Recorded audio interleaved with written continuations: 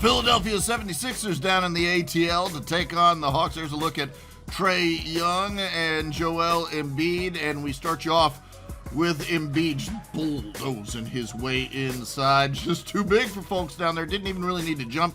He lays that in. Atlanta, though, up by 2. DeJounte Murray knocks down a pull-up jumper. Then it's Trae Young to Clint Capela for the alley-oop jam.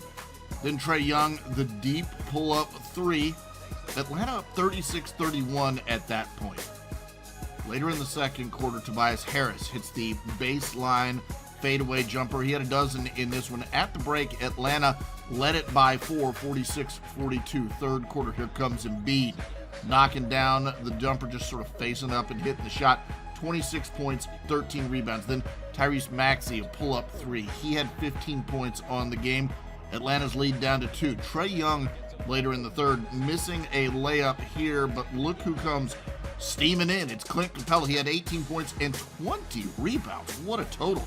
Trae Young now drives in for the layup and the foul. He'd make the free throw. Then Trae Young pulling up and hitting the high arching jumper. Young 26 points, 7 assists. Atlanta up by 14. Later in the fourth, DeJounte Murray gets the steal from Joel Embiid. Murray passes to the trailing Onyeka Okongwu for the jam.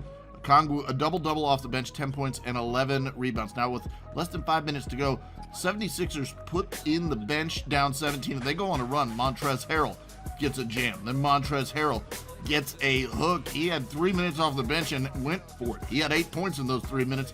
Atlanta's lead down to 7, but the Hawks managed to pull this thing off. Trae Young, big alley-oop up to John Collins, and the Hawks win by 9. Your final score, 104-95.